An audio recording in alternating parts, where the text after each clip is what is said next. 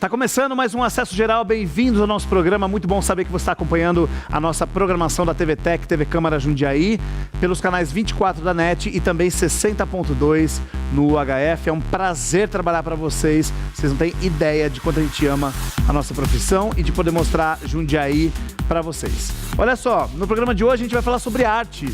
Uma loucura, né? Uma delícia. Você vai conhecer no segundo bloco as 10 obras mais caras do mundo. A gente vai fazer um Tá Na Lista especial. Você tem ideia qual o valor das obras de arte mais caras do mundo? Eu achava, inclusive, que Mona Lisa estivesse nessa lista. Não tá. Não tá. O primeiro quadro, não tenho nem ideia do porquê do valor dele, mas aí você vai saber durante... Enfim, as coisas de arte, né? Valores, preço, é uma coisa muito louca. Então daqui a pouco, no próximo bloco, você vai conhecer as 10 obras mais caras do mundo. E nesse bloco agora, eu vou conversar com a artista plástica Marilzes Petroni. A Marilzes, ela estava com uma exposição lá em São Paulo, que se chamava Meu Brasil. Na verdade, essa exposição existe ainda e vai rodar o país todo, a gente espera e está torcendo para vir para Jundiaí, né, Marilzes? Muitíssimo obrigado, bem-vinda ao Acesso Geral. Muito obrigado pelo convite. Estou feliz de poder participar aqui com vocês. Marilzes, você estava me contando dessa exposição que a ideia, na verdade, é falar mais sobre o Brasil mesmo. Certo. A exposição, ela representa quase que um setor histórico, porque começa com a arte indígena, os países que nos influenciaram culturalmente, então os 12 países que mais influenciaram desde o descobrimento. E, finalmente, é um levantamento estatístico de como nós estamos dentro dessa miscigenação, através da escolaridade, religião, raças, justiça, distribuição no campo e na cidade das atividades agrícolas, salários. Então, dá uma fotografia do Brasil. Marilzes, a ideia de você fazer essa exposição é porque, na verdade, você acha que o brasileiro é pouco patriota, ou ele é só patriota em épocas tipo eleição, ele é patriota quando tem jogo do Brasil? Você pensa um pouco isso? Olha, o Brasil, a gente sempre fica muito lisonjeado quando diz é um país onde há uma mistura muito grande de raças. Acontece que essa miscigenação também propicia um desligamento, porque tudo nasce nas tradições e cada país trouxe sua tradição. E entre tantas variedades, o genuíno brasileiro, ele não sabe a que se apegar. Então, nós temos uma falta de patriotismo muito grande.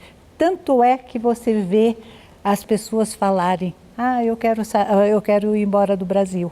Ou então, tudo lá fora é melhor do que aqui. Eu acho um terror isso, todo mundo acha que sempre o que tem lá fora é melhor. E não que são culturas diferentes, e claro, é sempre importante a gente viajar para conhecer também.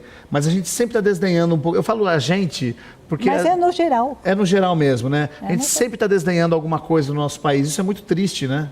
Agora, a maior preocupação, sabe qual é? É que a criança, vocês têm as informações de que o país é um país de bandidos, é um país de pessoas que não são idôneas, é um país que ninguém leva nada a sério, da corrupção.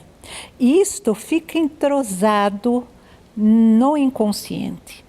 Como é que uma criança, ao se desenvolver, tornar-se adulto, ela vai gostar de um país em que ninguém confia? E o nosso país é maravilhoso, tem tudo de bom. Acontece que o povo não está respeitando. E como é o povo que representa a sua idoneidade, nós estamos arrasando com a nossa pátria. É muito triste isso. Eu sou apaixonado pelo Brasil e eu agradeço sempre de ser brasileiro. Eu adoro, eu acho um país lindíssimo. A gente tem de tudo aqui, todo tipo de raça, de gente, enfim, religião. É tanta informação boa, é tanta cultura que esse país tem e às vezes a gente não procura, né? E tanta paisagem linda que tem, vocês têm ideia, gente. Lugares maravilhosos. O Brasil, tanto é que os estrangeiros vêm para cá para curtir a natureza do Brasil, né? Porque é linda, é linda. E isso daí me preocupa muito. Aliás, esse é um tema que eu estou desenvolvendo agora em uma retrospectiva da minha primeira exposição, que foi sobre esse tema. Os principais problemas do Brasil há 45 anos atrás. Pois é, Marilze, me conta um pouco sobre isso. Era a minha próxima pergunta. Eu fiquei um pouco curioso sobre isso, né? São quase 4 décadas de diferença entre um trabalho e outro. Como é que você vê esses dois Brasis? Como é que era aquele Brasil? Como é que é hoje? E você vê alguma semelhança entre eles também? Olha, naquela época já era preocupante. Agora nós temos que tomar um rumo, porque do jeito que está não pode continuar. Alguma coisa boa entre os dois você vê nessas duas épocas? Você consegue ver alguma semelhança boa? Semelhança boa eu não... Olha, tá meio difícil, porque parece que foi deteriorando. Além do que, a gente tem essa preocupação muito grande de estar dentro do que está acontecendo. E em vez de acolher as ideias boas, as pessoas estão indo para as ideias que vão tirar vantagem em tudo. Infelizmente está assim. Eu procuro conversar muito com as pessoas, principalmente com professores, e nem na escola se está elevando o nome do Brasil. E isso é muito preocupante. Eu comecei a minha primeira exposição individual, chamava a Estatística no Brasil. Eu fiz o levantamento de 26 situações em que o Brasil vivia naquela época e geometrizei, não como uma estatística convencional, mas como uns quadros de arte dentro desse parâmetro. E foi muito bem aceita. Foi em 1983, então 45 anos, né? Começou no Paraná e andou por muitas partes. Quando chegou em 85, com as diretas já, eu pensei, como artista, o que eu posso contribuir para o Brasil? E nessa época se falava na mudança da bandeira, estavam fazendo o estudo sobre a nova Constituição, e eu disse, eu vou trabalhar com as cores do Brasil. E fiz mais de 300 obras de 85 a 91, só em verde, amarelo, azul e branco. Também corri pelo Brasil, representei em 2000, quando foi 500 anos do Brasil, uma exposição de quadros verde, amarelo, azul e branco, foi o tema de fundo do lançamento das festividades do 5º centenário do descobrimento do Brasil. Marilze, vamos dar uma olhadinha? A gente tem um vídeo da exposição. Você pode explicar um pouquinho para a gente também o que acontece, o que rola? Vamos dar uma olhadinha? Deixa eu ver.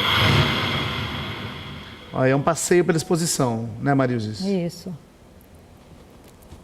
Aí, explica um pouquinho para a gente o que a gente está acompanhando. Esses quadros representam a arte indígena.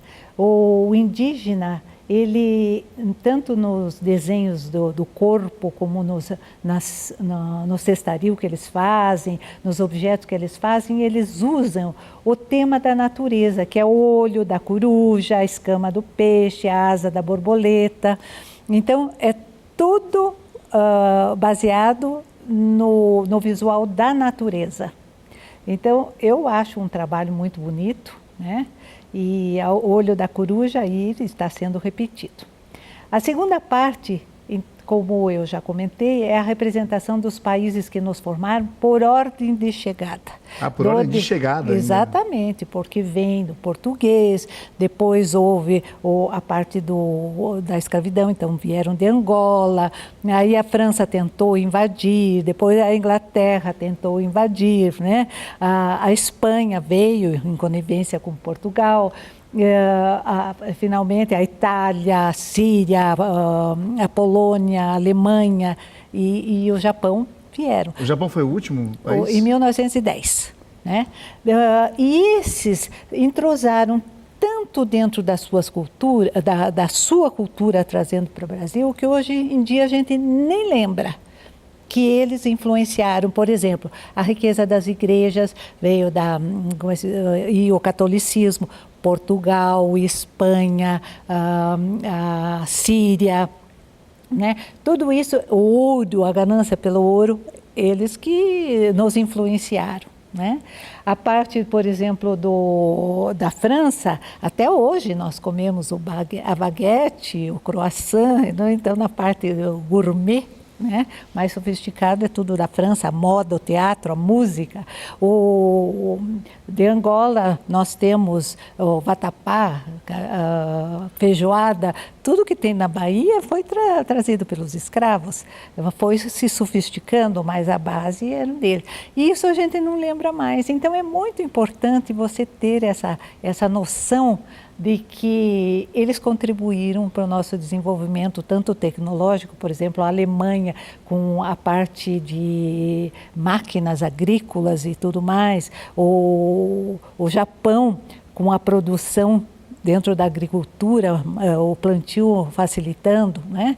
A Síria, o Líbano trazendo com os tecidos e também um pouquinho de ganância. Então, tudo isso foi formando uma cultura brasileira que a gente já esqueceu de onde teve sua origem. E aí, as últimas imagens, a gente viu os gráficos, na verdade, exatamente, né? Que você estava falando também. Exatamente. Então, essa última parte é o levantamento estatístico, que nos mostra, através das cores, como é que nós estamos em matéria de raça. Então, por exemplo, a gente sempre fala que o negro tem uma grande parte. Não tem, o negro é uma parte pouca. O pardo, o branco é que são os que mais tem. O índio e o asiático são muito poucos. Fala também sobre os índios, que na época do descobrimento eram 6 milhões. Além das tribos encolherem, por serem dizimadas e tudo mais, hoje em dia nós temos 10%, 600 mil espalhados pelo Brasil. Então, tudo isso vai mostrando as nossas origens, a nossa história. Maria-Luísa, essa exposição que ficou nos Correios lá em São Paulo, ela vai percorrer o Brasil? Ela vem para Jundiaí também? Não, para Jundiaí, infelizmente, não, porque nós não temos um espaço, é uma exposição grande, 40 obras grandes, há necessidade de 3 espaços distintos para poder dar sequência e mostrar o procedimento, né? Mas já está entabulado aí para ir para alguns estados. Para que o Brasil conheça também e se veja, né? Então. E, como você estava falando, é importante levar a criançada também para que eles conheçam, vejam e comecem a entender um pouco mais e melhor o Brasil. Foi interessante porque o Centro Cultural Correios, como fica no Anhangabaú, é um ponto central onde convergem muitos hotéis. Houve uma visitação muito grande e quando eu percebia no livro de presença, era gente de Manaus, do Nordeste, era gente do Sul, e tudo, vocês dando até uma sugestão para eu levar isso para as escolas. Eu fiquei muito feliz porque, na época, as crianças, eu fazia como uma visita guiada, e as crianças diziam, por que não ensinam dessa maneira na escola? E eu disse, pois é, a gente precisa montar uma outra estrutura para que vocês possam se integrar. Porque até no desenho dos índios vocês podem aprender a geometria, né? Com certeza. Maria-Luísa, eu agradeço a você, muitíssimo obrigado pela sua presença. Torço para que essa exposição siga pelo Brasil e que as pessoas conheçam não só o seu trabalho, mas também o Brasil. Muito obrigado pelo convite, fiquei feliz em participar e tudo de bom para esse ano que entra, que vão haver as eleições, a gente refletir um pouquinho o que nós queremos desse nosso país tão lindo, tão maravilhoso e que nós temos que respeitá-lo com toda a veemência. Obrigado, Maria-Luísa.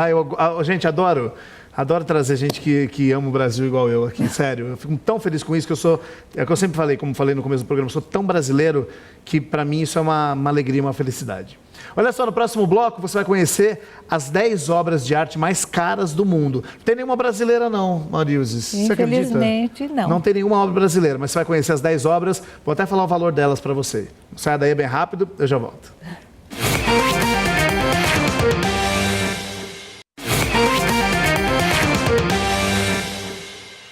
Estou de volta com o Acesso Geral e agora você vai ver um Tá na Lista com as 10 obras de arte mais caras do mundo. Vamos começar? Tá na lista.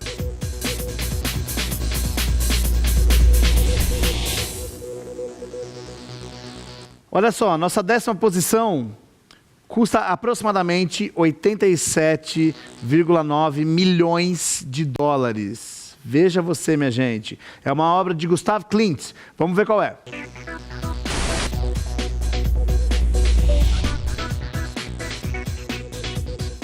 Tá aí, olha. Essa obra é o Retrato de Adele Bloch-Bauer II. Ela é de 1912. E essa obra foi roubada pelos nazistas e foi pendurada em um museu austríaco. E eles se recusaram a devolvê-la à família Bauer, que é, né, na verdade, a Adele que você está vendo aí.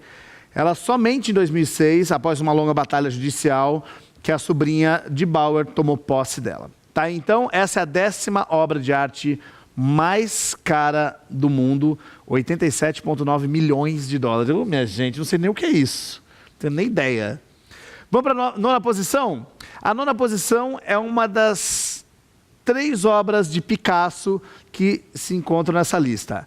A primeira delas custa 95,2 milhões de dólares. Vamos ver qual é.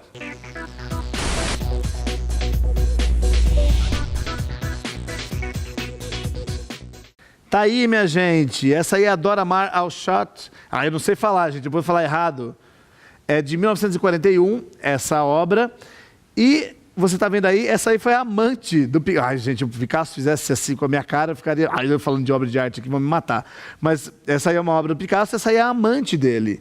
Ele posou para o artista, a Dora Maar. Ela tinha 26 anos menos que ele. E o Picasso fez várias pinturas da Maar durante o relacionamento dos dois, que durou quase 10 anos. Essa pintura foi feita em um momento em que os nazistas estavam ocupando a França.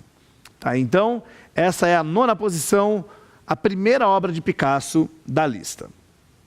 Essa 8ª posição, eu fiquei intrigado de estar aqui.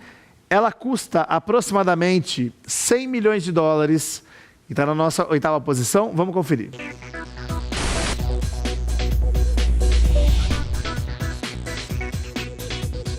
Olha só, essa obra se chama Eight Elvises. É do Andy Warhol e é de 1963. É uma pintura em silkscreen, que ela foi feita pelo artista pop americano Andy Warhol. E ela apresenta aí, como você está vendo, o rei do rock and roll, o Elvis Presley. Ela custa 100 milhões de dólares, feita em silk, minha gente. Olha isso. Que loucura. Que doido. Você sabe que eu fui numa exposição do Andy Warhol uma vez em São Paulo, no MIS, que era só de fotos de Polaroid dele. A exposição era só com Polaroid. E tem um livro também do Andy Warhol, que são fotos de nu. E aí é um livro, é maravilhoso esse livro, gente. E só de Polaroid, só de nu também. Super interessante esse livro dele. Vamos lá para a 7ª posição. Hoje, aqui não está na lista, você está vendo as 10 obras de arte mais caras do mundo. A próxima custa 104,2 milhões de dólares e é mais uma do Picasso. Vamos dar uma olhada.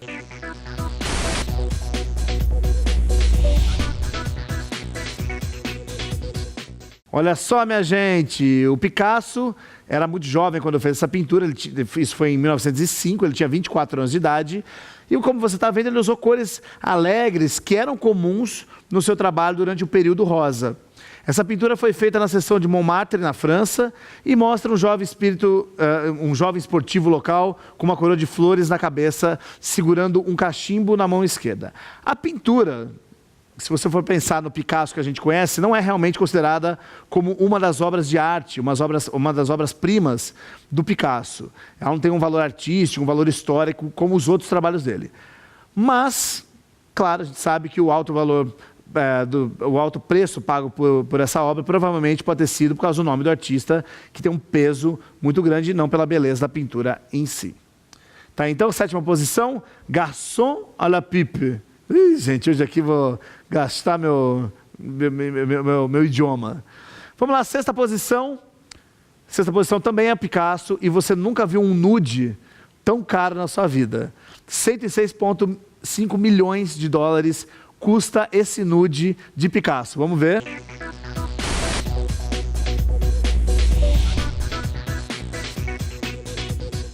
Olha só, minha gente.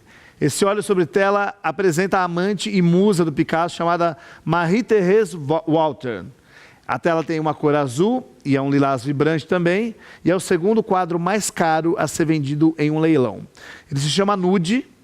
É Nude Green Leaves and Bust. É o nome desse quadro. Gente, 106,5 milhões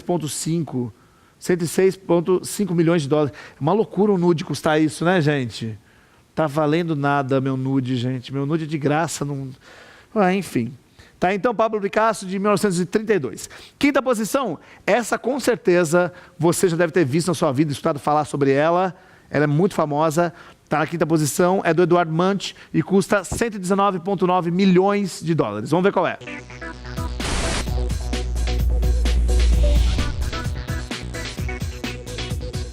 Famosíssima essa obra, O Grito.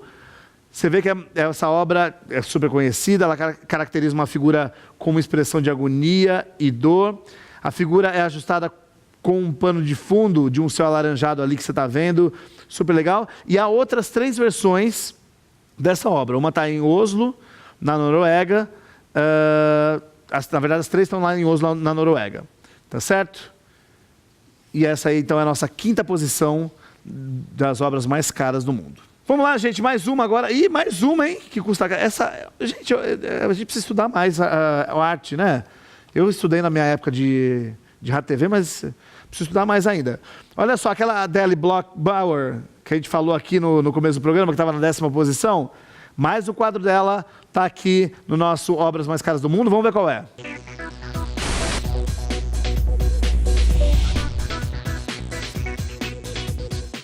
Olha só, do Gustavo Klimt, 135 milhões de dólares custou essa obra. O Klimt, na verdade, usou a modelo mais uma vez em 1912.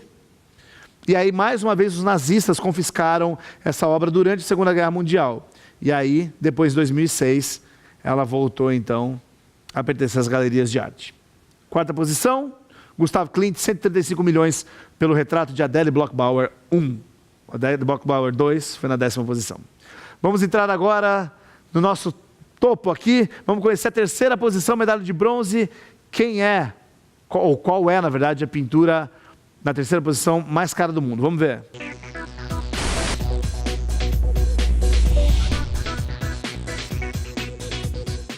Tá aí, minha gente, essa obra é de 1953, se chama Woman Tree, é do Willem de Kooning. Essa obra vale 137,5 milhões de dólares. A Revolução Islâmica de 1979 proibiu essa obra de arte, que tinha uma mulher ao natural, como vocês estão vendo aí. É claro, uma pintura, né, ao natural. Aí ela foi negociada em 1994, essa obra, e aí hoje faz parte de uma das 6 pinturas do artista que teve uma mulher como tema central. Isso, como você está vendo, essa daí é de 1953, essa 3ª obra mais cara do mundo. Vamos agora para a medalha de prata. A medalha de prata é do Jason Pollock e custa 140 milhões de dólares. Vamos ver qual é.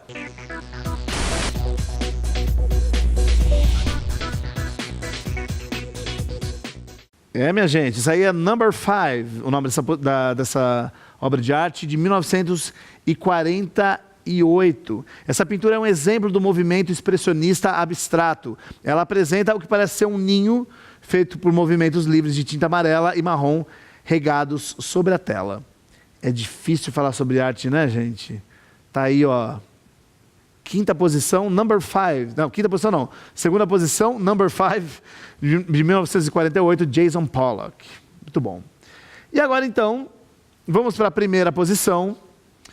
É uma obra do Paul Cézanne. Essa obra custa em torno de 259 milhões de dólares. Essa obra foi feita entre 1892 e 1893. Vamos dar uma olhada qual é?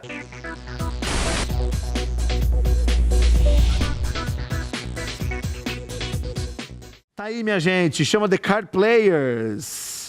Na verdade, essa é uma série de 5 pinturas feitas pelo artista pós-impressionista da França chamado Paul Cézanne. As 2 primeiras contam com 3 jogadores de cartas. Uma delas tem um único espectador, além dos 3 jogadores, e ela está alojada lá no Metropolitan Museum of Art, em Nova York.